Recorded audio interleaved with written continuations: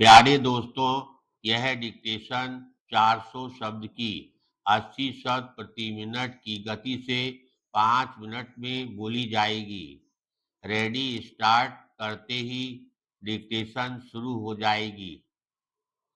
Ready start. महोदय, अब हमें आर्थिक चुनौतियों का डटकर मुकाबला करना है। हमें विकास की प्रक्रिया को अधिक तीव्र और व्यापक बनाना है ताकि भारत माता की कोई भी संतान भूखी ना रहे, बेघर ना रहे, बेरोजगार ना रहे, बेदवा ना रहे। हमें क्षेत्रीय तथा सामाजिक असंतुलनों को दूर करना है। हमें दलित, अनुसूचित जनजाति, पिछड़े वर्ग तथा अल्पसंख्यक बंधुओं को विकास की यात्रा में भागीदार बनाना है। इसलिए आइए हम सब मिलकर यह संकल्प करें कि इस दशक को हम विकास का दशक बनाएंगे।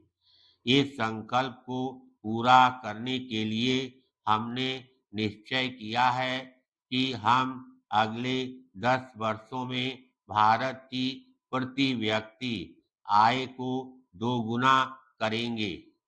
इस महत्वाकांक्षी संकल्प को साकार करने के लिए हमें अपनी अर्थव्यवस्था में अनेक महत्वपूर्ण सुधार लाने होंगे।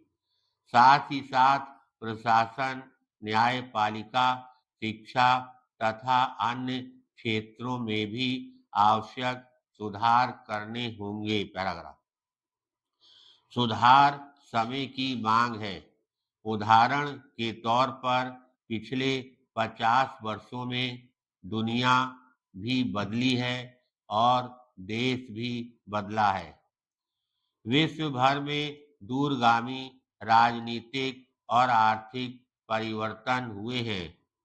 परिवर्तन की अनिवार्यता को प्रगति की दिशा में मोड़ने का ही अर्थ है सुधार।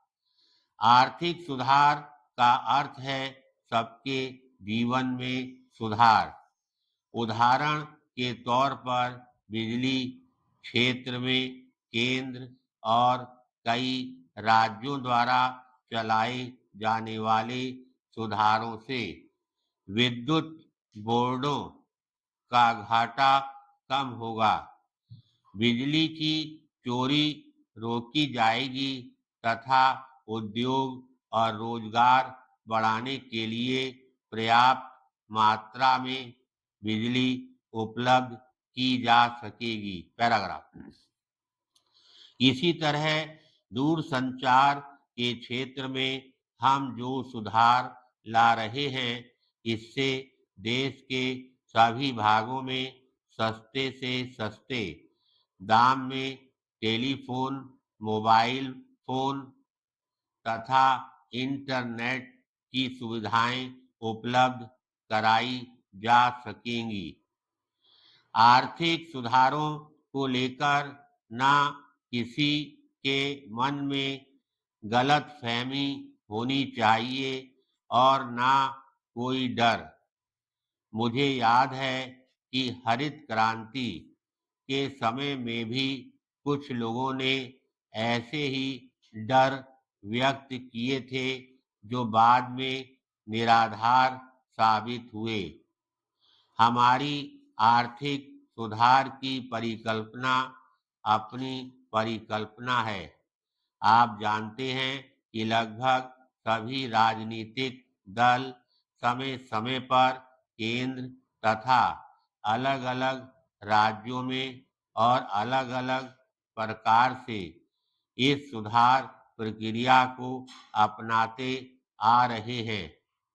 मैं किसानों, मजदूरों, अन्य उत्पादकों और उद्योगपतियों के अलावा देश के तमाम बुद्धिजीवियों से भी यह आग्रह करता हूं कि आर्थिक सुधारों के प्रति आम सहमति बनाने में योगदान दें। धन्यवाद।